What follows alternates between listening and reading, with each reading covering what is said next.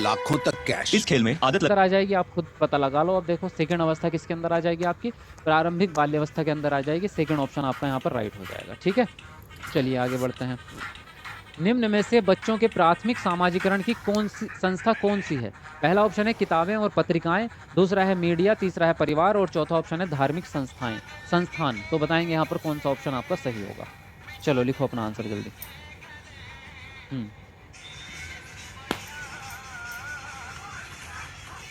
Model paper कितने दिन में खत्म होंगे? देखो अगर एक एक करेंगे तो 30 दिन में खत्म होंगे, क्योंकि 30 मॉडल पेपर है, 30 दिन लगेंगे आपके, है ना।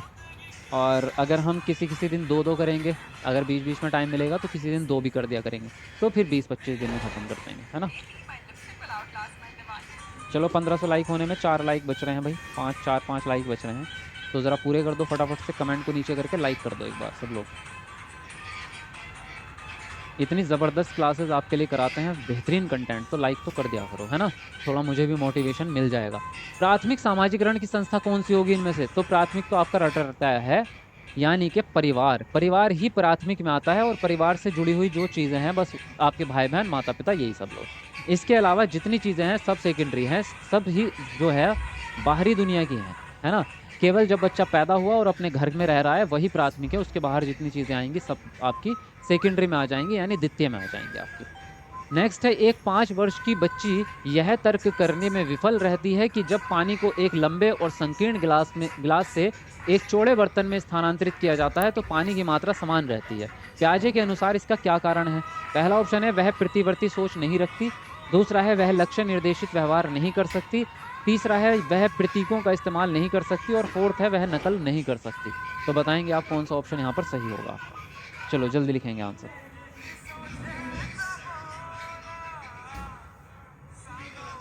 सर जी बम्पर क्लास पेपर वाइज होगा? जी पेपर वाइज होगा। हाँ जी, चलो जल्दी से बताओ अपना आंसर।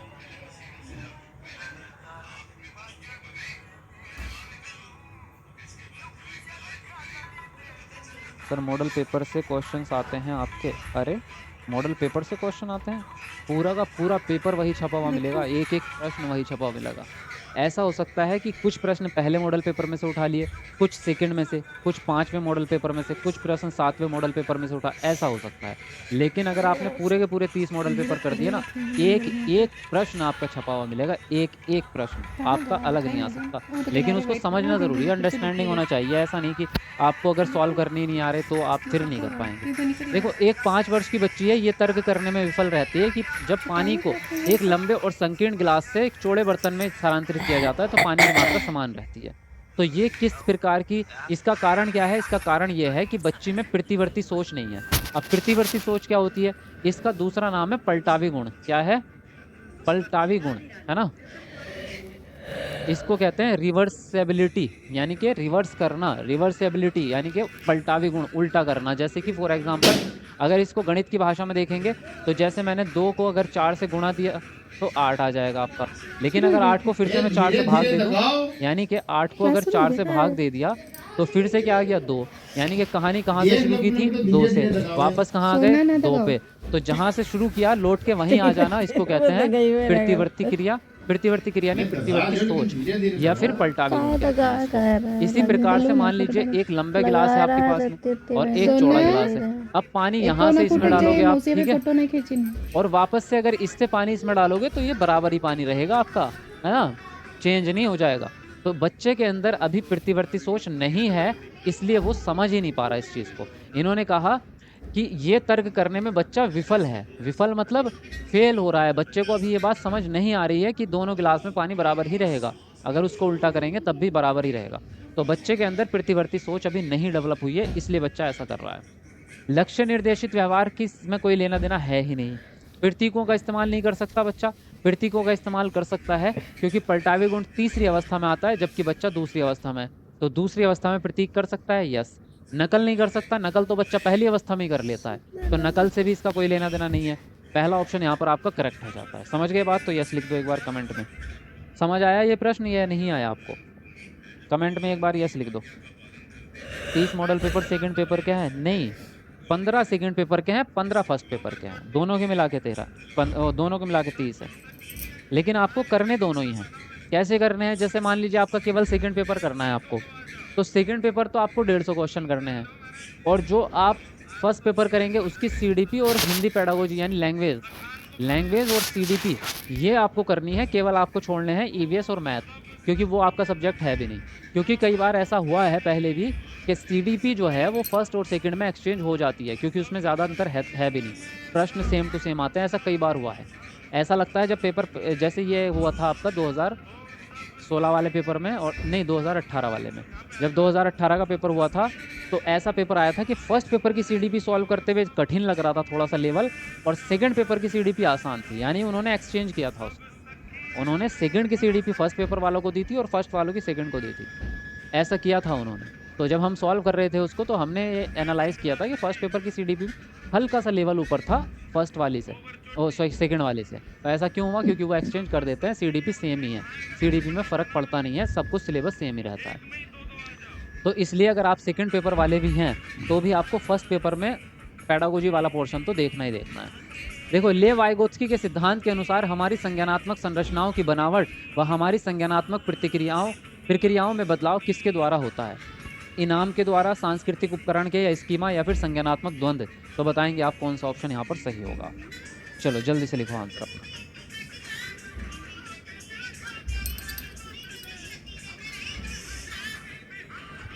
सर जी ये मॉडल पेपर हो रहा है क्या फरहत? नहीं बेटा, मॉडल पेपर कल होगा आपका, आज सिर्फ आपका जो है ये टेस्ट हो रहा है आपका, ठीक है? मॉडल पेपर कल से करेंगे। सर पता है जब ये पहली बार मैंने क्वेश्चंस किया था तो मुझे 4-5 दिन परेशान रही थी। अच्छा, फिर जब आपने पढ़ाया तब मुझे क्वेश्चंस बहुत अच्छे से समझ आया। अब ये क्वेश्चंस कभी गलत नहीं हो सकते। वेरी गुड शुभांगी सिंह, ज़बरदस्त। यही होता है, शुरू में तो सबसे ही गलती होती है, आपसे नहीं सबसे होती है ना। शुरू में जिसको कॉन्सेप्ट नहीं पता तो गलतियां हो जाती हैं, फिर कॉन्सेप्ट सीखोगे तो फिर इसके जैसे 10 प्रश्न और आएंगे ना, 10 के 10 आप सॉल्व करोगे। तो इसलिए मैं समझाने पे ज़्यादा यकीन रखता हूँ। मैं प्रश्न के उत्तर बताने से ज़्यादा समझाने पे ज़्यादा यकीन रखता हूँ कि एक्सप्लेनेशन होना चाहिए और कॉन्सेप्ट समझ में आ जाना चाहिए। देखो, वाइगोत्स्की के सिद्धांत की बात कर रहे हैं। अगर आप कक्षा यानी आप एक टीचर हैं और आप वाइगोत्स्की को फॉलो करेंगे तो कौन सी चीज़ें हैं जो हमारी संज्ञानात्मक संरचना की बनावट को प्रक्रियाओं में बदलाव करेगी, या उसको आगे बढ़ाएगी, या उसमें डेवलपमेंट करेगी। बदलाव डेवलपमेंट को ही कहते हैं, परिवर्तन ही डेवलपमेंट को कहते हैं। तो अगर वाइगोत्स्की के हिसाब से बात करेंगे तो भाई सांस्कृतिक उपकरण है, क्योंकि इनका सिद्धांत में यही बात लिखी हुई है, समाज और संस्कृति, सामाजिक सांस्कृतिक विकास का सिद्धांत। तो सांस्कृतिक विकास का सिद्धांत। इनाम तो वैसे भी गलत होता है क्योंकि ये बाह्य प्रेरणा है। स्कीमा जो है वो जीन प्याजे से रिलेटेड है, वाइगोत्स्की से नहीं है। और संज्ञानात्मक द्वंद्व जो है, संज्ञानात्मक द्वंद्व ना तो प्याजे से रिलेटेड है ना वाइगोत्स्की से। पहली बात तो द्वंद्व नाम की कोई चीज़ अभी तक आई नहीं है इसमें, और अगर आपके सामने आ जाए और आपको इसका अर्थ पता होना चाहिए, पता तो होना चाहिए, क्योंकि सिर्फ पॉजिटिव चीज़ का अर्थ नहीं, निगेटिव चीज़ का अर्थ भी पता होना चाहिए, ताकि हम प्रश्न से ऑप्शन को हटा सके कि हमारा ये ऑप्शन तो नहीं होगा, इसको बाहर कर दो, 2 बचा लो, इनमें से देखते हैं अब। तो द्वंद्व का मतलब होता है आपका विरोधाभास। क्या होता है? अब विरोधाभास भी आपको लगेगा कि कुछ नया सही शब्द है ना, इसको फिर से बताता हूँ मैं। इसका मतलब ये होता है टकराव, यानी जब दो चीज़ों के बीच में टकराव होता है ना, उसको द्वंद्व कहते हैं। यानी कि जैसे अगर क्वेश्चन आंसर की कोई चर्चा चल रही है, इधर वाले आदमी ने सवाल पूछा, उधर वाला जवाब देगा, उसने उससे भी कठिन पूछा सवाल, अब इधर वाला जवाब देगा, फिर इधर वाला सवाल पूछेगा, वो जवाब देगा, तो दोनों के बीच में क्या चल रहा है? बहस चल रही है, यानी कि कॉन्फ्लिक्ट, इसको इंग्लिश में कहेंगे कॉन्फ्लिक्ट। दोनों के बीच में टकराव चल रहा है, तो उसको कहते हैं द्वंद्व। यानी जब आप किसी समस्या को सॉल्व कर रहे हो, अपना संज्ञानात्मक विकास का इस्तेमाल करते हैं ना, आप तार्किक बुद्धि का इस्तेमाल करते हैं समस्या को सॉल्व करते समय, उस समय क्या हो जाता है कि कई बार आप फंस जाते हैं कि यार इसका आंसर ये होगा कि ये होगा, ये होगा, या ये इस तरह से समस्या सॉल्व होगी या इस तरह से। अब लगा दिया आपने 4-5 मेथड, सॉल्व नहीं हो रहा, उसको कहते हैं संज्ञानात्मक द्वंद्व। तो यहाँ पर फिलहाल जो है सेकंड ऑप्शन आपका राइट हो जाएगा। ठीक है भाई, बात समझ में आ गई? चलो जी आगे बढ़ेंगे अगले प्रश्न पर। ओके, लिख दीजिए। वाइगोत्स्की के अनुसार इनमें से कौन सा कारक संज्ञानात्मक विकास में महत्वपूर्ण भूमिका निभाता है? भाषा, परिपक्वता, संगठन, या संतुलन? तो बताएंगे आप कौन सा ऑप्शन यहाँ पर सही होगा। चलो जल्दी से लिख दो अपना आंसर। खाना ना नहीं खाई हो का कहिए बताइए, रुके रहो। हाँ तो बता रहे ना बहुत। सर जी मेरा सीडीपी का कॉन्सेप्ट लेवल बहुत अच्छा हुआ है सर जी, सुभाष, क्या नाम, सुभाशीष। अच्छा, वेरी गुड।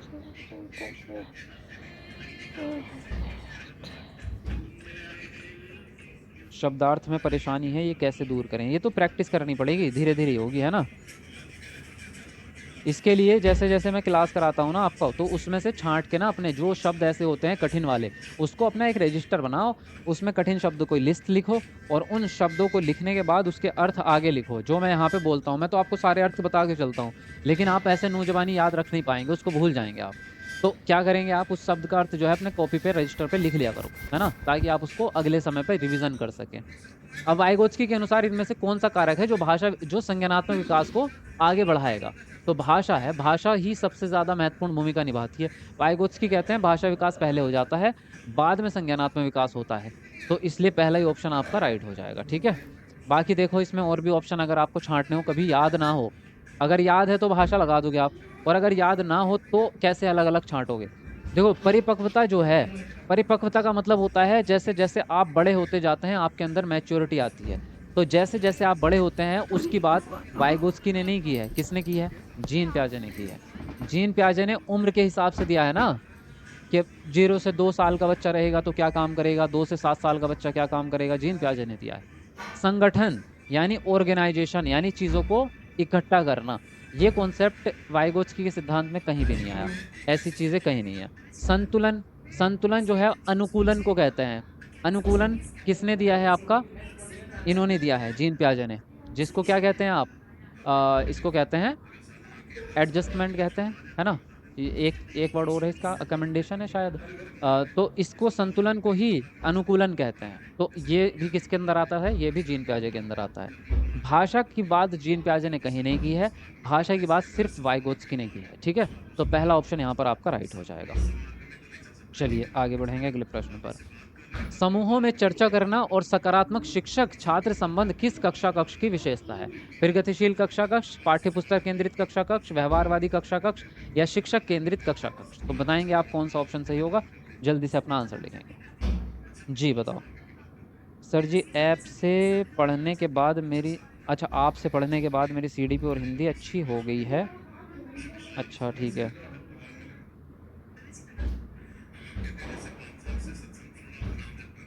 हम ना लाइक करम हो शादाब भाई, हमार नाम ना लेल हो। अच्छा जी उजैर खान, नाम नहीं ले रहे हैं तो आप लाइक नहीं करेंगे, आपकी इच्छा है। चलो, अब सबके नाम तो लेना बड़ा मुश्किल काम है। जैसे कमेंट किसी की दिखती है, क्योंकि ऐसे भागती हैं कमेंट ऊपर नीचे, आपको भी तो पता चलता होगा, वो तो आपके में भी कमेंट दिखती हैं। तो जैसे जैसे कमेंट ऊपर जाएंगी, जो समय पे सामने आ जाएगी वो पढ़ी जाएगी, बाकी ऊपर भाग जाती है, फिर आपकी दोबारा कमेंट आए।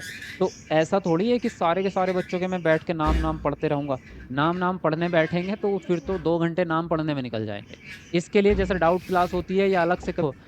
समूहों में चर्चा करना और सकारात्मक शिक्षक छात्र संबंध किस कक्षा कक्ष की विशेषता है? अब देखो समूहों में चर्चा हो रही है तो सीधी बात है, बच्चा कैसा रहेगा? बच्चा रहेगा आपका सक्रिय, यानी बच्चा एक्टिव है। कुछ तो मजबूरियां रही होगी उसकी, यूं ही कोई व्यवस्थाएं होगी भाई, प्रगतिशील शिक्षा की हो गई, क्योंकि प्रगतिशील शिक्षा को ही बाल केंद्रित शिक्षा कहते हैं आप। तो यहाँ पर जो लक्षण दिख रहे हैं आपको वो बाल केंद्रित शिक्षा के दिख रहे हैं। और दूसरी बात यह है, शिक्षा या कक्षा बाल केंद्रित ही होती है, ना तो पाठ्य पुस्तक केंद्रित होती है, ना व्यवहारवादी होती है, ना शिक्षक केंद्रित होती है। व्यवहारवादी इसलिए नहीं होती क्योंकि ये बाह्य विप्रेरणा पे काम करता है व्यवहारवाद। हमारी कक्षा कैसी चाहिए?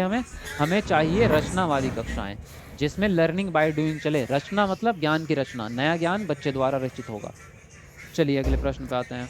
बाल केंद्रित कक्षा कक्ष में विद्यार्थी अपने स्वयं के सीखने में ज़्यादा भूमिका नहीं रखते हैं।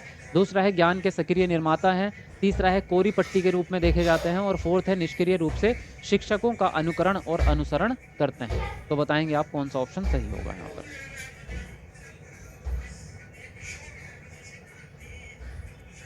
चलो जल्दी जल्दी लिखो, अपना आंसर कर लो। साइंस का क्लास कब से होगा? साइंस का टीचर आ चुके हैं साइंस के, कल उनका इंट्रोडक्शन दूंगा मैं आपको, कल आएंगे वो, तो एक क्लास उनकी कल लगवाएंगे और फिर परसों से तो आपकी कंटिन्यू हो जाएंगी, ठीक है। साइंस की क्लासेस अब आपकी कंटिन्यू हो जाएंगी, है ना। बाल केंद्रित कक्षा कक्ष में विद्यार्थी अपने स्वयं के सीखने में ज़्यादा भूमिका नहीं रखते हैं। ये तो गलत हो जाएगा, क्योंकि भैया बाल केंद्रित शिक्षा में तो बालक ही सबसे ज़्यादा भूमिका रखेगा, है ना। बच्चा ही तो ज्ञान का निर्माण करेगा, खुद से बच्चा एक्टिव रहेगा, ज्ञान के सक्रिय निर्माता रहेंगे बाल केंद्रित कक्षा में। यस, सेकंड ऑप्शन राइट हो जाएगा। कोरी पट्टी, कोरी पट्टी जो है वो व्यवहारवादी लोग देखते हैं। कौन? व्यवहारवादी जो सिद्धांतकार है वो कहते हैं कि बच्चा कोरिसलेट है। रचनावादी सिद्धांतकार कभी नहीं कहेगा, जो बच्चे को बाल केंद्रित मानेगा वो कभी नहीं कहेगा कि कोरी पट्टी है। हम कहते हैं कि बच्चे के अंदर पहले ही सीखने की क्षमताएं मौजूद हैं। निष्क्रिय रूप से शिक्षकों का अनुकरण करेगा बच्चा, निष्क्रिय रूप से कभी नहीं सीख सकता, तो आंसर राइट होगा सेकंड ऑप्शन। चलिए आगे बढ़ेंगे अगले प्रश्न पर। अगला प्रश्न है, कॉलबर्ग के किस चरण में व्यक्ति तर्क करते हैं कि सही कार्यवाही विवेक के स्वयं चुने हुए सिद्धांतों, नैतिक सिद्धांतों द्वारा परिभाषित की जाती है? अच्छा लड़का अच्छी लड़की अभिविन्यास, या फिर सामाजिक अनुबंधन, या फिर सामाजिक व्यवस्था बनाने का, या फिर सार्वभौमिक नैतिक सिद्धांत अभिविन्यास? तो बताएंगे आप कौन सा ऑप्शन सही होगा। चलो जल्दी लिखो अपना आंसर। पैराग्राफ मैच नहीं हुआ किसी वजह से, एक हो गया एक नहीं हुआ, इस तरह से फिर भी आपके 120-30 क्वेश्चन तो मैच होंगे, और 120-30 क्वेश्चन मैच होना आप कम समझ रहे हो? अगर 120-30 क्वेश्चन से आपने 100 भी सही कर लिए तो आपको पास तो हो जाएंगे, है ना, और अच्छे से कर लिए तो 120-25 नंबर आ जाएंगे आपके। मॉडल पेपर में से तो हमेशा मैच होता है, जाहिर सी देखो मेन बात तो ये है कि आप मॉडल पेपर पूरे सॉल्व करते हो या नहीं करते हो। सारे बच्चे नहीं करते हैं, पिछली बार भी सारे बच्चों ने नहीं किए थे, ये बात मैंने देखी थी। अगर आपने पूरे 30 मॉडल पेपर आपने कर लिए ना सॉल्व, मैं गारंटी देता हूँ सीटेट क्या, सीटेट का बाप भी आपको फेल नहीं कर सकता, पास होने से नहीं रोक सकता। मतलब 100% गारंटी हो जाएगी अगर आपने वो सॉल्व कर ली 30 के 30 मॉडल पेपर। देखो, कॉलबर्ग के किस चरण में व्यक्ति तर्क करते हैं कि सही कार्यवाही विवेक के स्वयं चुने हुए सिद्धांतों पर? जब बात स्वयं चुनने की आती है तो हम आ जाते हैं छठे चरण में। कौन से? 6th चरण में आ जाते हैं भाई आप, 6 में, है ना, जिसको 6 का नाम क्या है? सार्वभौमिक नैतिक सिद्धांत। ये आपके कॉलबर्ग के विकास का छठा चरण है। अच्छा लड़का अच्छी लड़की, ये तीसरा चरण है आपका। इसमें क्या होता है? इसमें आप दूसरों की अपेक्षाओं पर खरा उतरने की कोशिश करते हैं, या फिर दूसरे व्यक्ति को प्रसन्न करने के लिए अच्छा व्यवहार करते हैं। सामाजिक अनुबंध अभिविन्यास, ये 5वां चरण है। इसमें व्यक्तिगत अधिकारों की बात होती है भाई, है ना, कि हमारा जो अधिकार है वो मिलना चाहिए मानव को, और अगर किसी काम का परिणाम अच्छा है तो आप नियम तोड़ के उस काम को कर दो, ये कहते हैं आप 5वें चरण में। सामाजिक व्यवस्था बनाए रखने का, ये 4th चरण है, कि भाई सभी बच्चों को, सभी लोगों को कानून मानना चाहिए ताकि सामाजिक व्यवस्था बनी रहे। तो 4th ऑप्शन यहाँ पर आपका करेक्ट हो जाता है। ठीक है, चलो जी आगे बढ़ते हैं अगले प्रश्न पर।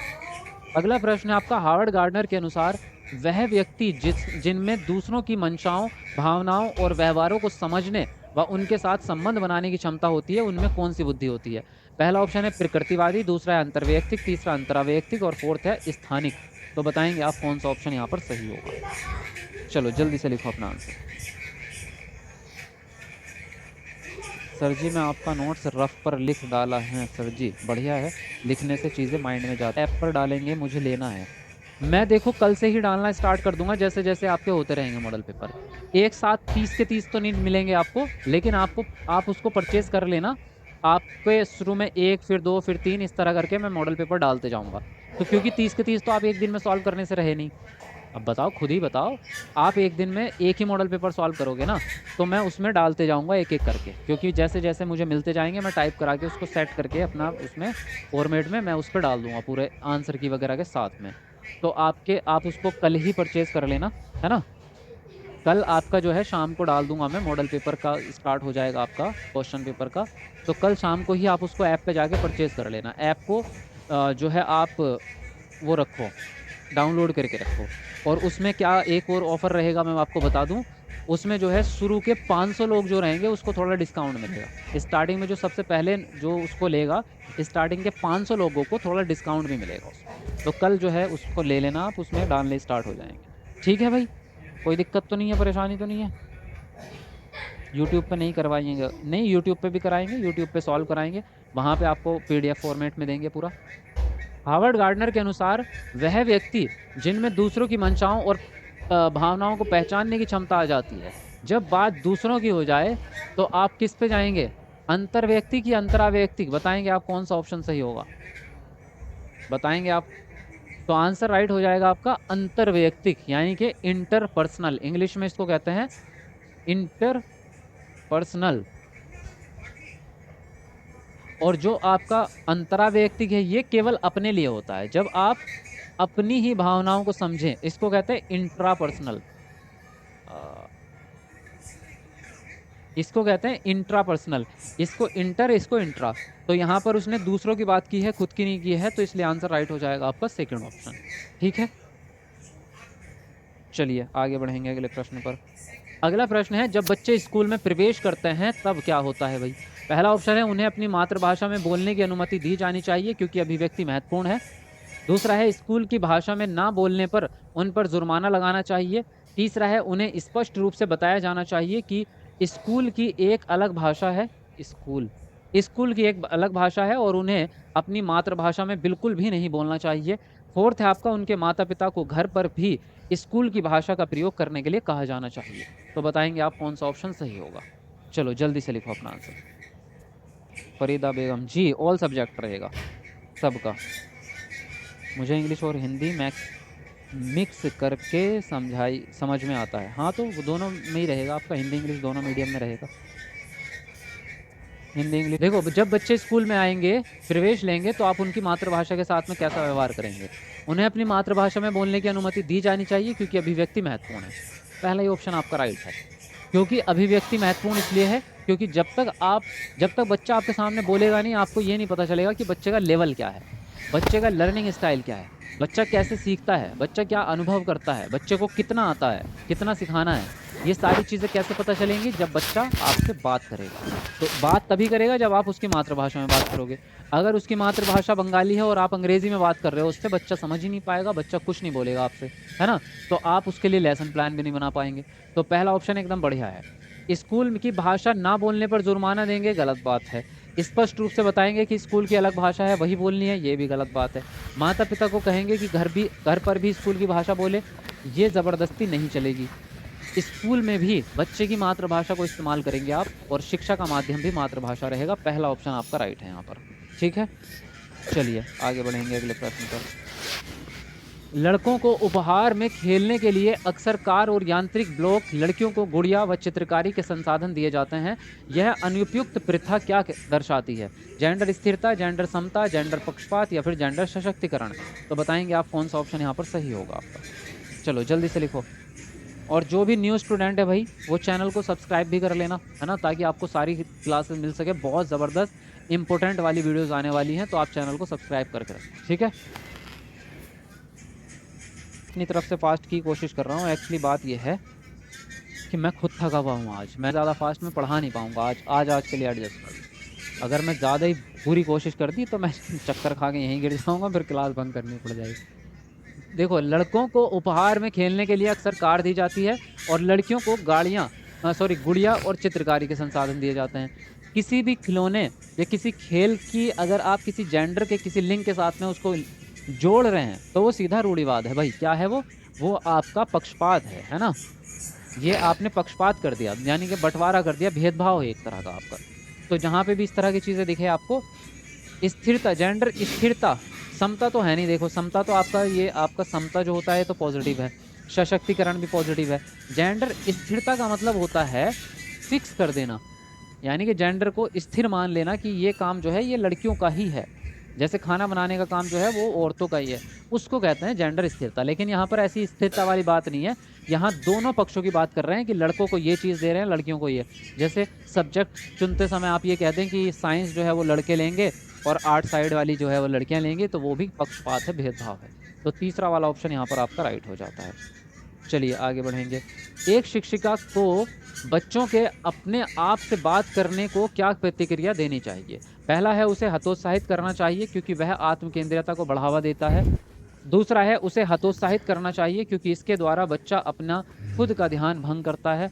तीसरा है, उसे प्रोत्साहित करना चाहिए क्योंकि इससे स्वनियमन सुसाधित होता है। और फोर्थ है आपका, उसे प्रोत्साहित करना चाहिए क्योंकि इससे शिक्षक की जिम्मेदारी खत्म हो जाती है।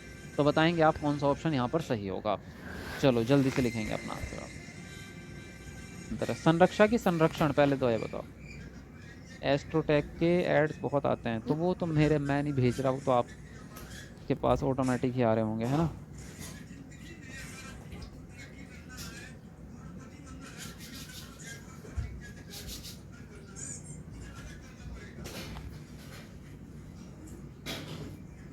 बताओ आंसर बताओ। संस्कृत का पेपर भी करवाइए, करवाएंगे भाई, संस्कृत का भी करवा देंगे आपका। देखो, एक शिक्षिका को बच्चों के अपने आप से बात करने को क्या प्रतिक्रिया देनी चाहिए। जो व्यक्तिगत वाक है, ये कॉन्सेप्ट किसने दिया है, पहले तो ये मुझे बताओ कमेंट करके। व्यक्तिगत वाक का जो कॉन्सेप्ट है, ये कौन से मनोवैज्ञानिक ने दिया है, पहले ये बताओ कमेंट करके। बाकी प्रश्न देखते हैं। उसे हतोत्साहित करना चाहिए क्योंकि वह आत्मकेंद्रिता का घोतक है। गलत है आपका। उसे हतोत्साहित करना चाहिए, हतोत्साहित तो आप करेंगे नहीं, उसे प्रोत्साहित करेंगे। प्रोत्साहित करना चाहिए क्योंकि इससे स्वनियमन सुसाधित होता है, तीसरा ऑप्शन राइट हो जाएगा। प्रोत्साहित करेंगे, इससे शिक्षक की जिम्मेदारी खत्म हो जाती है, गलत। अब क्यों गलत क्यों सही, इस पर मैं अब डिस्कशन करूंगा। पहले आपका कमेंट देखता हूं मैं कि ये किसने दिया है, पहले ये बता दो मुझे। हाँ, ये कमेंट करके बता दो किसने दिया है, उसके बाद एक्सप्लेन होगा वो। अगर मैंने एक्सप्लेनेशन स्टार्ट कर दिया। कोलबर्ग, महबूब आलम, कौन सी दुनिया में रह रहे हो। वाइगोत्स्की, सिद्धार्थ, ये इन्होंने ठीक बताया, आमिर वाइगोत्स्की। हाँ, क्या बोलना है सर से, क्या बोलना है जी। वाइगोत्स्की ने दिया है, ठीक है। जो निजी वाक है वो वाइगोत्स्की ने दिया है, इसको प्राइवेट स्पीच बोलते हैं इंग्लिश में। इसका मतलब होता है कि बच्चे अपने आप से अकेले में बात करते हैं। क्या करते हैं, बच्चे अपने आप से अकेले में बात करते हैं। क्यों बात करते हैं, क्योंकि उससे वो अपने विचारों को एक सही दिशा प्रदान कर पाते हैं। और ये बच्चे नहीं, बड़े भी करते हैं, कई बार हम भी करते हैं। जब हम अकेले होते हैं तो हम अपने आप से बात करने लगते हैं, यानी मन मन में सोचते हैं और फिर उसको बोलने भी लगते हैं। तो वो बोलते किस लिए हैं, ताकि जो हमारे विचार है मन में वो एक सही दिशा में काम करें और फिर हमें रास्ता मिल भी जाता है। तो हम उसको, जो अपने विचारों को जो आप सही रास्ता दिखा रहे हो, उसी को कहते हैं स्वनियमन, यानी सेल्फ रेगुलेशन, अपने खुद के मन को सही दिशा में लेके जाना। तो इसलिए हम उसको प्रोत्साहित करते हैं, क्योंकि ये अच्छी चीज़ है, ये बुरी चीज़ नहीं है। अब जब अच्छी चीज़ है तो हतोत्साहित तो करेंगे नहीं, तो ये दोनों काट दो। अच्छी चीज़ को हतोत्साहित तो करोगे नहीं। अब यहाँ पे हम प्रोत्साहित करने का ये कारण कि शिक्षक का काम खत्म हो जाएगा, ये कारण नहीं है, क्योंकि शिक्षक का काम खत्म नहीं होगा, शिक्षक अपनी जिम्मेदारी पूरी निभाएगा। यहाँ पर थर्ड वाला ऑप्शन आपका राइट हो जाता है। ठीक है भाई, समझ में आ गई बात। आगे बढ़ेंगे अगले प्रश्न पर। निम्नलिखित में से कौन सा कथन कक्षा में सवाल पूछने के संदर्भ में सही नहीं है। पहला है, विद्यार्थियों से प्रश्न के उत्तर पूछने का मुख्य उद्देश्य उनका परीक्षण करना है। दूसरा है, विश्लेषणात्मक प्रश्न पूछने से विद्यार्थियों को समालोचन चिंतन में मदद मिलती है। तीसरा है, विद्यार्थियों को कक्षा में प्रश्न पूछने के लिए प्रोत्साहित करना चाहिए। फोर्थ है, वह प्रश्न जो विवेचन और अनुप्रयोग पर आधारित होते हैं उच्चतर श्रेणी के चिंतन कौशलों को बढ़ावा देते हैं। तो बताएंगे कौन सा ऑप्शन यहाँ पर सही होगा। चलो जल्दी से लिखो आंसर।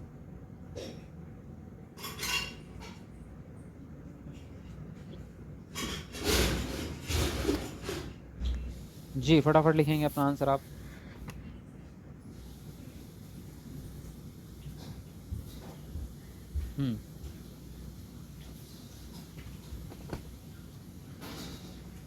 अच्छा, वीडियो को लाइक करते रहो भाई, जितने लोग भी आ रहे हैं।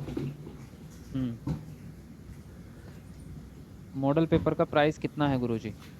मॉडल पेपर का जो प्राइस है वो 300 रुपीज़ है, लेकिन स्टार्टिंग के 300 रुपीज़ है, लेकिन स्टार्टिंग के 500 लोगों को इसमें डिस्काउंट मिलेगा थोड़ा सा। जो शुरू के सबसे पहले जो 500 लोग नोट्स ये खरीदेंगे जो मॉडल पेपर, उनको थोड़ा सा डिस्काउंट मिल जाएगा। बाकी 300 रुपये भी ज़्यादा नहीं है, 300 मैंने सोच समझ के रखे हैं। एक क्वेश्चन पेपर का 10 रुपया है, बस इससे ज़्यादा नहीं है, बहुत कम है ना, तो इसलिए ज़्यादा नहीं रखा। अब देखो, निम्नलिखित में से, और ये भी इसलिए लिया जाता है ताकि अपने खर्चे वर्चे निकालने के लिए। ऐसा नहीं है कि आपसे पैसे कमाने की पर्पज़ से, कमाने के पर्पज़ से करते तो कोर्स बेचते ना, 3-4 हज़ार रुपये का कोर्स लॉन्च करते, 3-4 हज़ार रुपये का आप खरीदते भी, क्योंकि हमारी क्वालिटी इतनी ज़बरदस्त है कि 3 से भी ऊपर की क्वालिटी है हमारी, तो है ना। तो 3-4 हज़ार रुपये का कोर्स बेचते, उसमें हमें थोड़ी इनकम होती, पैसे हम कमा पाते, लेकिन हम फ्री पढ़ा रहे हैं आपको। तो ये सिर्फ अपने खर्चे वर्चे निकालने के लिए होता है। आप सबको पता है कितना खर्चा होता है। अब देखो, कौन सा कथन है जो कक्षा में सवाल पूछने के लिए संदर्भ में सही नहीं है। तो बच्चों से प्रश्न पूछने के लिए प्रश्न के उत्तर पूछने का मुख्य उद्देश्य उनका परीक्षण करना है। पहले ऑप्शन गलत है, क्योंकि मुख्य उद्देश्य हमारा परीक्षण करना नहीं है। परीक्षण मतलब जांच, यानी कि टेस्ट ले रहे हो आप बच्चे का, तो बच्चे का टेस्ट लेना प्राथमिक उद्देश्य है नहीं। अब बाकी ऑप्शन भी देखो। विश्लेषणात्मक प्रश्न पूछने से बच्चों में समालोचनात्मक चिंतन बढ़ेगा, यस बढ़ेगा। विद्यार्थियों को कक्षा में प्रश्न पूछने के लिए प्रोत्साहित करना चाहिए, यस करना चाहिए।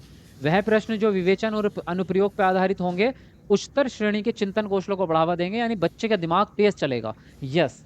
तो हमारा उद्देश्य प्रश्न पूछने का उसका टेस्ट लेना या बच्चे की परीक्षा लेना नहीं है। हमारा जो मेन उद्देश्य होता है ना प्रश्न पूछने का मेन उद्देश्य होता है बच्चे में जिज्ञासा उत्पन्न करना, बच्चे को अपनी तरफ उस टॉपिक की तरफ जो आप टॉपिक पढ़ाने जा रहे हैं उस टॉपिक के लिए उसकी रुचि बनाना और उसके दिमाग के जो है वो क्रिएटिविटी को बढ़ाना। प्रश्न इसलिए पूछे जाते हैं ताकि बच्चा कल्पना करेगा, बच्चा दिमाग लगाएगा, बच्चा ब्रेनस्टॉर्मिंग करेगा और बच्चे के दिमागी क्षमता बढ़ेगी। तो पहला ऑप्शन यहाँ पर नेगेटिव था, नेगेटिव ही इसने पूछा था आपसे। नेक्स्ट है समावेशी शिक्षा के लिए निम्न में से कौन सहायक है। पहला है बच्चों के बीच प्रतिस्पर्धा की भावना, दूसरा है लचीला पाठ्यक्रम और अनम्य स्कूल कैलेंडर, तीसरा है विद्यार्थियों की आवश्यकता के अनुसार उचित आवास, फोर्थ है सख्त शिक्षक केंद्रित शिक्षा शास्त्र। तो बताएंगे कौन सा ऑप्शन यहाँ पर सही होगा। चलो लिखो जल्दी से। विवेचन का मतलब क्या होता है? थिंकिंग। विवेचन का मतलब होता है सोचना दिमाग में।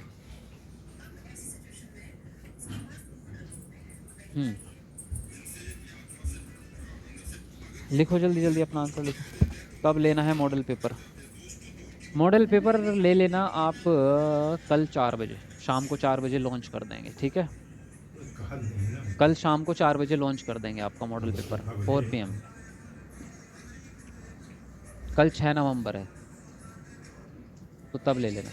समावेशी शिक्षा, और याद रखना जो स्टार्टिंग में जल्दी ले लेगा उसको डिस्काउंट मिलेगा, केवल स्टार्टिंग के 500 स्टूडेंट्स को 500, क्योंकि अब देख लो आप खुद ही कितने इस समय पे 2200 लोग लाइव आ रहे हैं, है ना? 2200 यानी कि 2200। तो जितने भी लोग 2200 आ रहे हैं वो सभी जल्दी करेंगे, है ना? सभी तुरंत 4 बजे जाएंगे और अपना जो है तुरंत लेने की कोशिश करेंगे। डिस्काउंट सबको अच्छा लगता है। अब वो आपकी किस्मत की बात है किसको डिस्काउंट मिलेगा, कौन जल्दी लेगा। तो केवल 500 स्टूडेंट्स को ही सबसे पहले डिस्काउंट मिलेगा इसमें, ठीक है? समावेशी शिक्षा के लिए निम्न में से कौन सहायक है? तो प्रतिस्पर्धा तो नहीं हो सकती सहायक, क्योंकि ये निगेटिव चीज़ है, बच्चों के बीच में कंपटीशन नहीं कराएंगे। लचीला पाठ्यक्रम और अनम्य स्कूल कैलेंडर। देखो पाठ्यक्रम तो लचीला होना चाहिए, लेकिन स्कूल का कैलेंडर भी तो लचीला होना चाहिए। अनम्य मतलब हो जाता है जो लचीला ना हो, नम्य लचीला, अनम्य अलचीला। तो ये यहाँ पर ये भी गलत हो जाता है। विद्यार्थियों की आवश्यकताओं के अनुसार उचित आवास, ये ठीक है आपका, यानी बच्चे का जो वातावरण हो, आवास मतलब वातावरण, जो स्कूल का माहौल है, जो आवास है वो बच्चे की ज़रूरत के हिसाब से होना चाहिए, तभी समावेशी शिक्षा आप बना पाएंगे। सख्त शिक्षक केंद्रित तो होता ही नहीं है, पहली बात बाल केंद्रित होता है। तो थर्ड वाला ऑप्शन यहाँ पर आपका राइट हो जाएगा, ठीक है? चलो जी आगे बढ़ेंगे। सर पेमेंट तो कल ही कर देंगे ना? हाँ, हैंड टू हैंड होगा उसका, उससे पहले नहीं होगा आपका पेमेंट, कल ही होगा। कौन कौन है जो कल 4 बजे ही मॉडल पेपर लेने जा रहे हैं? एक बार कमेंट में यस लिखो, मैं देखना चाहता हूँ कौन कौन ज़्यादा जिज्ञासु हैं इसके लिए, उत्सुक हैं। जो कल 4 बजे मॉडल पेपर परचेज़ करेंगे वो एक बार यस लिख दो कमेंट में। देखो निम्नलिखित में से कौन किसी व्यक्ति के हाथ से आँख के तालमेल, संतुलन और शारीरिक निपुणता की क्षमता को प्रभावित करता है? गुणज विकार, पठन विकार, भाषा विकार या गति समन्वय विकार? तो बताएंगे कमेंट करके अपना आंसर जल्दी से। ये यस आने स्टार्ट हो गए हैं। अनाया शेख, सक्कू खान, विभा कुमारी, वरुण कुमार, सोनू, आमिर, अजय कुमार, अंजलि सोनी, सदरुद्दीन, चांदनी, सबका यस आ रहा है। शालिनी, बहुत बढ़िया। तो अब तो आपके लक पे ही काम चलेगा भाई, क्योंकि अभी तो ये जो लाइव आ रहे हैं इनको पता है, अभी ये वीडियो कल तक तो ये और ज़्यादा लोग देख लेंगे, कम से कम 10,000 लोगों तक इन्फॉर्मेशन चली जाएगी। अब देखते हैं इन 10,000 लोगों में से वो 500 लक्की पर्सन कौन होंगे जिसको डिस्काउंट मिलेगा। अब आपका किस्मत का खेल स्टार्ट होगा कल, है ना? देखेंगे। पहले लिए हैं सर हारिस जी, पहले जो लिया है वो नोट्स लिया है, नोट्स की बात नहीं कर रहे हैं, नोट्स नहीं बात कर रहे हैं, बात कर रहे हैं क्वेश्चन पेपर की। कल जो है वो आपको क्वेश्चन पेपर मिलेंगे, ठीक है? कल जो आपको लेने हैं वो क्वेश्चन पेपर लेंगे आप, ना कि आप नोट्स तो आपने ले लिए पहले, है ना? देखो इसमें अगर हम बात करें तो व्यक्ति के हाथ से आँख का तालमेल, संतुलन और शारीरिक निपुणता, ये सारी चीज़ें शरीर से रिलेटेड हैं और शरीर से भी मोटर स्किल से यानी गति कौशल से रिलेटेड हैं।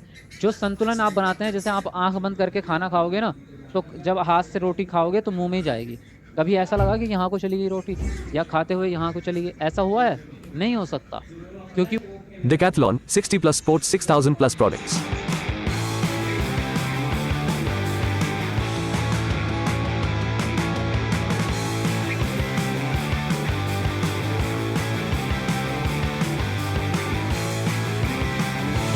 Decathlon. Visit the store or download the app. आपको डिस्प्रैक्सिया, ठीक, तो यहाँ पर जो है आपका फोर्थ वाला ऑप्शन आपका राइट हो जाएगा। चलो अगले प्रश्न पे आते हैं। उन विद्यार्थियों के सफल समावेशन के लिए जिन्हें दृष्टिबाधिता है, एक शिक्षिका को क्या करना चाहिए?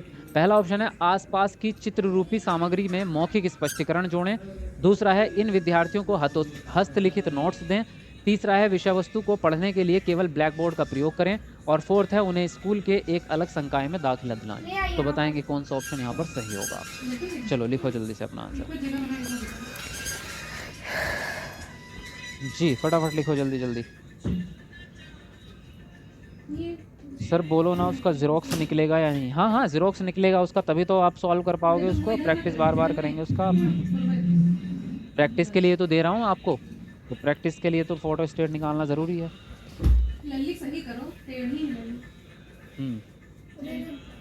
चलो 24 तो लाइक हमारे होने वाले भाई, तो जिसने लाइक नहीं किया एक बार कमेंट को नीचे करके लाइक पूरे कर दो हमारे जल्दी से। 24 तो क्या 2500 ही हो जाएंगे हमारे जल्दी, तो जल्दी जल्दी कर दो सब लोग ज़रा मिलके, है ना। देखो, जिन बच्चों को दृष्टिबाधिता है उनका समावेशन किस प्रकार से करेंगे आप, यानी जिन बच्चों को दिखाई नहीं दे रहा उनके लिए क्या चीज़ फ़ायदेमंद रहेगी। आसपास की चित्र रूपी सामग्री में मौखिक स्पष्टीकरण जोड़ेंगे। यस, चित्र रूपी का मतलब ये हुआ लिखित। जो लिखित होता है ना वो भी चित्र में ही आता है, या फिर फोटोग्राफ्स हैं वो भी चित्र में आएंगे, या फिर कोई पीपीटी है वो भी चित्र रूपी होगा। चित्र रूपी मतलब छपी हुई, तो छपी हुई चीज़ तो वो देख नहीं पाएगा। तो आपको क्या करना है, उसके साथ में आपको मौखिक स्पष्टीकरण देना है, यानी वर्बल कम्युनिकेशन करना है, बोल के बताना है, तो वो बच्चा सुन के समझ जाएगा आपकी बात। ठीक है, तो मौखिक वाला काम इनके लिए बेहतर रहता है। हस्तलिखित नोट्स दे देंगे आप, नोट्स उसके काम नहीं आएंगे क्योंकि वो उसको पढ़ ही नहीं पाएगा जब देख नहीं पा रहा। ब्लैक बोर्ड का उपयोग करोगे, ब्लैक बोर्ड भी वो नहीं देख पाएगा। स्कूल के अलग संकाय में यानी एक दूसरे कमरे में ले जाके पढ़ाएंगे तो ये समावेशी शिक्षा के खिलाफ चला जाएगा, क्योंकि हमारी समावेशी शिक्षा कहती है कि आपको एक ही कक्षा में पढ़ाना है सारे बच्चों को। तो पहला ऑप्शन यहाँ पर आपका करेक्ट हो जाता है। ठीक है भाई, बात समझ में आ गई। चलो जी आगे बढ़ेंगे। कैसे खरीदेंगे सर जी मॉडल पेपर, वो मैं आपको अभी बता दूंगा क्लास के अंत में। वैसे बस आपको ऐप के ऊपर जाना है, ऐसे टीचर अकेडमी, प्ले स्टोर से डाउनलोड करेंगे ऐप को। एप्लीकेशन होती है ना, मोबाइल ऐप होते हैं, तो ऐसे टीचर अकेडमी सर्च करेंगे यूट्यूब उस पर, प्ले स्टोर पे ऐप डाउनलोड करेंगे, उसमें व्हाट्सअप नंबर डालेंगे, व्हाट्सअप नंबर डाल के लॉगिन हो जाएगा। सामने ही आपको दिख जाएगा स्टोर वाले ऑप्शन पे लिखा हुआ, थंबनेल लिखा हुआ दिख जाएगा, सीटेट 14 दिसंबर 2024 के क्वेश्चन पेपर्स, वो थंबनेल के ऊपर लिखा हुआ मिल जाएगा। ठीक है, उस पर क्लिक करके पेमेंट का ऑप्शन आ जाएगा, वहाँ से आप उसको कर लेंगे। अब देखो, जनजातीय समुदायों के विद्यार्थियों के सफल समावेशन के लिए एक शिक्षिका को निम्न में से किससे बचना चाहिए? पहला है उनके दैनिक जीवन और परिवेश से उदाहरण शामिल करना। दूसरा है उनके सामाजिक सांस्कृतिक संदर्भ को महत्व और सम्मान देना। तीसरा है पाठ्यक्रम में उनकी संस्कृति में प्रचलित लोकगीतों और गीतों को शामिल करना।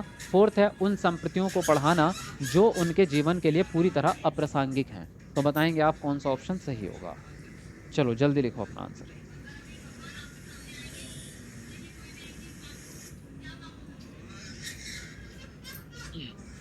जो पहले नोट्स ले चुका है उसको मॉडल पेपर मिलेगा या फिर से पेमेंट करना पड़ेगा? फिर से करना पड़ेगा, ये अलग चीज़ है भाई, इसको नोट्स से लिंक मत करो। नोट्स अलग चीज़ है, ये अलग चीज़ है। नोट्स भी लेने हैं आपको और ये अलग से लेने हैं, दोनों चीज़ें अलग अलग लेनी पड़ेंगी आपको। ठीक है,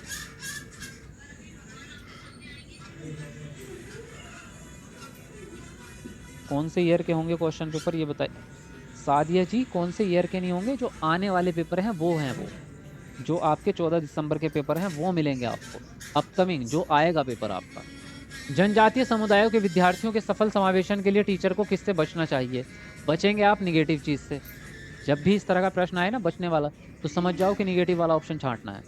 दैनिक जीवन और परिवेश के उदाहरण तो पॉजिटिव बात होती है भाई, दैनिक जीवन से हम कक्षा ज्ञान को दैनिक जीवन से जोड़ते हैं। समाज सांस्कृतिक संदर्भ को महत्व देंगे, यस ये भी अच्छी बात है। पाठ्यक्रम में उनकी संस्कृति में प्रचलित लोकगीतों को शामिल कर लेंगे, ये भी दैनिक जीवन से जोड़ना ही हो गया एक तरह से। उन संप्रतियों को पढ़ाना जो उनके जीवन के लिए पूरी तरह अप्रासंगिक हैं, यानी कि इरिलेवेंट हैं, यानी कि जिनका उनके दैनिक जीवन से कोई लेना देना नहीं है, तो ये गलत बात है। जैसे कि sine square theta plus cos square theta बराबर 1, और इसके अलावा जो है कोस थीटा बटे साइन थीटा बराबर वगैरह वगैरह, ये जो आपको पढ़ाया गया है, तो आप कहते हैं ना हमारे जीवन में इसका क्या उपयोग है, आज तक हुआ है, मेरे जीवन में भी कभी इसका उपयोग नहीं हुआ, तो ये अप्रासंगिक ही है इस तरह की चीज़ें। तो ऐसी चीज़ें पढ़ा रहे हो जिसका दैनिक जीवन में कोई नामो निशान नहीं आना, तो वो चीज़ पढ़ा के क्या ही फ़ायदा। तो ये फोर्थ वाला ऑप्शन आपका राइट हो जाएगा, ठीक है। चलो आगे देखेंगे। निम्नलिखित में से कौन सा विकल्प दी गई दिव्यांगता और संबंधित विद्यार्थियों के समावेशन हेतु यथाचित संयोजन रणनीति का सही युग्म है। पहला है ध्यान न्यूनता अतिक्रियाशीलता विकार, और इसकी विशेषता है लंबी अवधि की फिल्में दिखाएं उसको। स्वलीनता वाले व्यक्ति के साथ क्या करेंगे, जितना हो सके एक ही समय सारणी का प्रयोग करें। पठन वैकल्य वाले के साथ जटिल गणना पर आधारित प्रश्न देंगे उसको। वाक बाध्यता मूल्यांकन के केवल मौखिक रूप को स्वीकार करेंगे। तो कौन सा जोड़ा सही है ये आपको बताना है। चलो जल्दी से लिखेंगे अपना आंसर। हाँ जी फटाफट लिखो।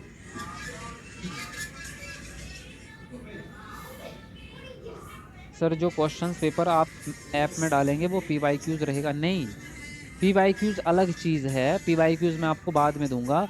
वो क्वेश्चन पेपर मैं दे रहा हूँ आपको जो CBSE मॉडल पेपर बनाती है वो दे रहा हूँ। CBSE से निकलवा के लाया हूँ प्राइवेटली, CBSE में जाके वहाँ से निकलवा के लाया हूँ आप लोगों के लिए। तो ये मॉडल पेपर जो है इन्हीं में से छांट के क्वेश्चंस आपका 14 दिसंबर का पेपर बनेगा। अगर ये मॉडल पेपर आपने याद कर लिए पूरे, तो यूँ समझ लो आपने 14 दिसंबर का पेपर याद कर लिया, वही प्रश्न आपको रखे हुए मिल जाएंगे उसमें से। तो ये है इसकी सबसे बेस्ट खतरनाक वाली बात आपकी, जो कहीं और नहीं मिलेगी। समझ में आई बात आपको? अब देखो, निम्नलिखित में से कौन सा विकल्प ऐसा है जिसका बात सही लिखी है, सही जोड़ा कौन सा है? जिस बच्चे को ADHD है, यानी ध्यान न्यूनता अभाव है, तो वो बच्चा लंबी अवधि की फिल्में कैसे देख लेगा? वो तो 5 मिनट नहीं बैठना चाहता, उठ के भाग जाता है, तो ये तो गलत है आपका। ऑटिज्म वाला बच्चा, स्वलीनता कहते हैं ऑटिज्म को। अभी किसी ने कमेंट भी किया था कि सर स्वलीनता किसको कहते हैं? ऑटिज्म को कहते हैं।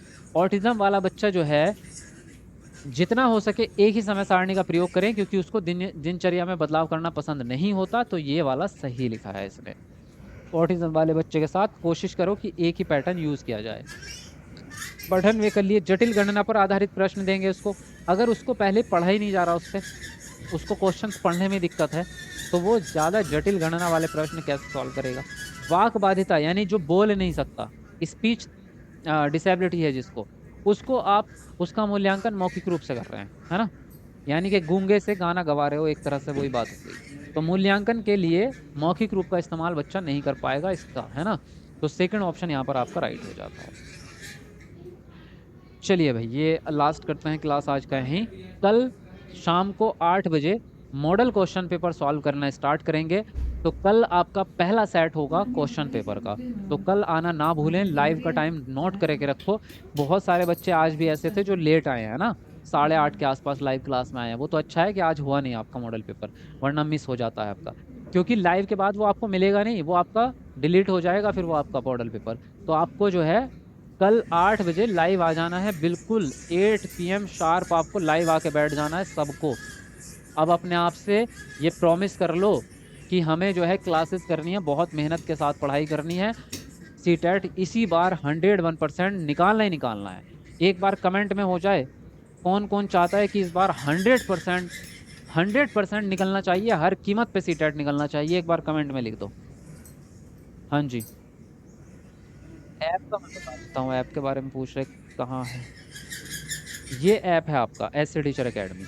प्ले स्टोर पे लिखना जाके, प्ले स्टोर का चिन्ह ऐसा होता है, देखो ये रंग बिरंगा सा दिख रहा है आपके फ़ोन में, प्ले स्टोर होगा, उस पर SC टीचर अकेडमी लिखेंगे, यहाँ इंस्टॉल बटन आएगा, इंस्टॉल करेंगे आप, फिर अपना फ़ोन नंबर डालेंगे, फ़ोन नंबर डाल के लॉगिन हो जाएगा। वहाँ पे आपको सारी लिस्ट दिख जाएगी, नोट्स की भी और क्वेश्चन पेपर की भी। तो उसके ऊपर लिखा रहेगा थंबनेल के ऊपर नोट्स भी और क्वेश्चन पेपर भी, तो वहाँ से जाके आप ले सकते हैं। ठीक है, यस आ चुका है आप सर का सबका, वेरी गुड, बहुत बढ़िया। ये बात बहुत बढ़िया, यही मोटिवेशन आप लोगों का चाहिए। मॉडल पेपर कैसे लेना है वही बताया है मैंने अभी आपको, कि ऐप डाउनलोड करके रखो। अभी नहीं मिलेगा, कल मिलेगा मॉडल पेपर, आज से नहीं मिलेगा, कल से मिलेगा। सर इस बार 130 प्लस लाना है। यस, मैं खुद यही सोच रहा हूँ भाई। गणित का क्लास क्यों नहीं हो रहा है? क्योंकि वो गुरुजी छुट्टी पे गए थे दिवाली की। अब कल से होंगी क्लासेस आपकी सारी, और अब आपकी छोटी क्लासेस नहीं होंगी, अब आपकी मैराथन क्लासेस होंगी। और मैं आपको कल सारी बातें वो भी बता दूंगा मैं कि कौन कौन सी मैराथन कब कब होंगी, क्या क्या टाइम रहेगा, वो सारी डिटेल्स आपको कल मिल जाएंगी। अब तो आप बस मेहनत करते रहो, अब तो आपको कंटेंट दबा के मिलेगा, बस पढ़ना है आपको, है ना। 500% सर जी, प्रॉमिस। हाँ, निकालना ही है इस बार। Very good. At any rate निकालना ही है। यस, तो बस जो जो मैं कह रहा हूँ वो करते चले जाओ, सीटेट आपका निकल जाएगा। जो जो मैं आपको बता रहा हूँ पूरा वही करते चले जाओ। आप मान लो, गुरु मान लो एक तरह से आप, कि ये जो मैं आपको बता रहा हूँ वो करते चले जाओ, सीटेट आपका निकलेगा, 101% निकलेगा। हाँ, मेहनत थोड़ी सी लगेगी बस, ये तो आप मान के चलो कि मेहनत तो लगेगी।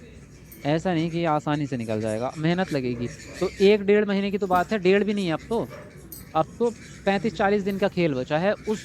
इन 35 दिनों में मेहनत कर लो बस, आपका जीवन की भर की बात हो जाएगी आपकी, है ना। तो कुछ दिन के लिए मेहनत कर भी लोगे। अब मुझे ही देख लो आप, मैं भी तो कर रहा हूँ ना, आपसे ज़्यादा मेहनत। सुबह 3:30 बजे उठा था मैं, और अभी तक बिना कुछ खाए पिए, खाना भी नहीं मिला आज, बताओ। बिना खाए पिए मैं आपके लिए मेहनत करे जा रहा हूँ। वो जो स्टूडियो बन रहा है वो भी तो आपके लिए ही है, तो आपके लिए तो कर रहा हूँ। तो अब जब मैं मेहनत कर सकता हूँ तो आप भी तो कर सकते हो। आपको तो आराम से घर में बैठ के सिर्फ फ़ोन चलाना है और कुछ करना ही नहीं है। फ़ोन उठा के बैठना, एक रजिस्टर लेके बैठना और अपना पढ़ाई करना स्टार्ट कर दो। आपको कहीं घोड़े नहीं दौड़ाने, है ना। आपको कहीं नहीं ऐसे मेहनत करना कि फावले उठा के जो है खेत में काम करने जाना है, ऐसा तो नहीं है हो रहा कहीं भी। अच्छा खासा आराम से बैठ के पढ़ाई करो बस, और क्या करोगे। तो थोड़ी मेहनत कर लो, कुछ ही दिन की बात बची है। और भटकना भटकाना बंद कर देना आप, कि 2-4 मिनट यहाँ 2-4 मिनट वहाँ, वो खेल ख़त्म कर दो आप, है ना। वो टाइम गया जब आप ऐसे पहले करते थे। स्टार्टिंग में कर लिया, अच्छी बात होती है, अब मत करना।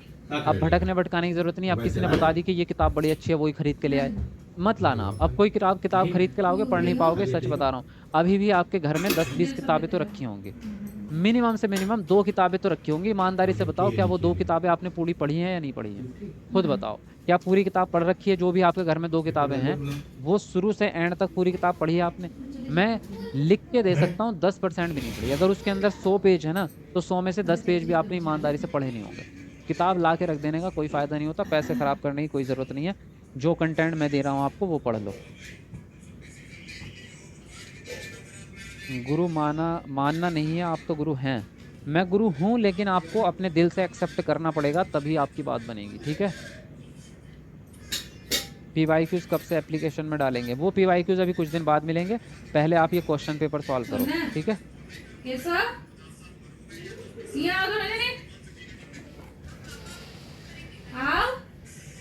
ठीक है, और वीडियो को लाइक करके जाओ। 25 तो लाइक होने वाले हैं हमारे, थोड़े से बच रहे हैं। कोई नहीं, मेहनत हम करेंगे सर जी, बिल्कुल।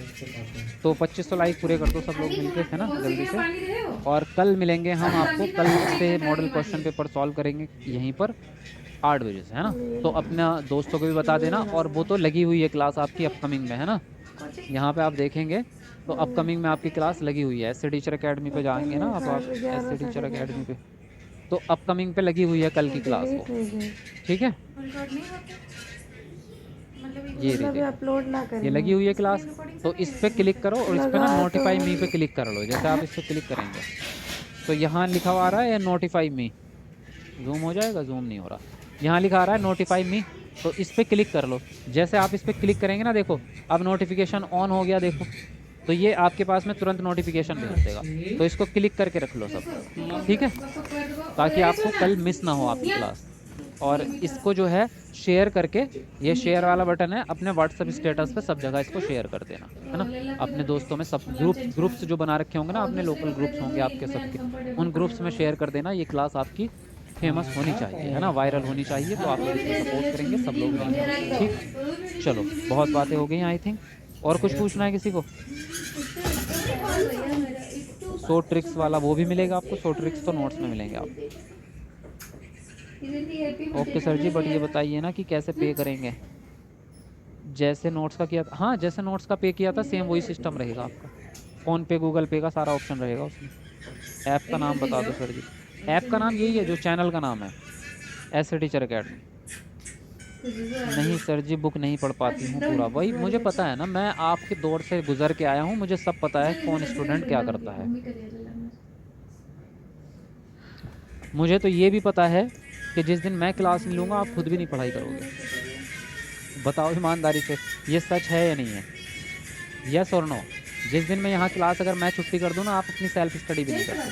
बहुत सारे स्टूडेंट, मतलब कुछ ही होंगे, 2-4 गिने चुने जो कर लेते होंगे, वरना उनको भी बहाना लगता है कि आज तो सर ने क्लास नहीं करी। अपने मम्मी पापा से भी, आज तो सर ही लाइव नहीं आए, मैं क्या पढ़ाई करूँ, कहाँ से करूँ। ये नहीं कि रिवीजन कर ले बैठ के बंदा, ये नहीं कि नोट्स याद कर ले, ये नहीं कि पिछली क्लास छूटी हुई है उनको दोहरा ले। आप खुद भी नहीं करते पढ़ाई, है ना? ये सच है। तो मुझे पता है भाई आप लोगों का कि कौन क्या सोचता है, इसीलिए साइकोलॉजी के टीचर ऐसे ही थोड़ी बने हैं। बंदे की नज़रें देख के पता चल जाता है इसके दिमाग में क्या चल रहा है। साइकोलॉजी के टीचर ऐसी थोड़ी हैं हम।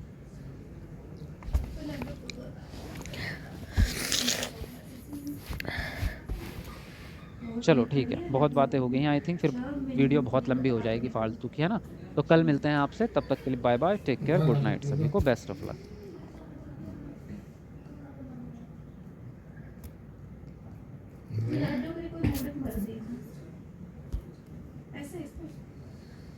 तो सेम ऐसे छोटे मोटे बिस्किट बल हैं, फर्स्ट पेपर सेकंड पेपर के सारे नोट्स। तो ये नोट्स आप ऐप से जाके लेंगे, इस ऐप को डाउनलोड करेंगे आप प्ले स्टोर से, है ना? नाम आप देख लीजिए इसका, जो चैनल का नाम है वही है, और अपना फ़ोन नंबर डाल के लॉगिन हो जाएगा। ठीक है, चलिए शुरू करते हैं जी। सब क्लियर है?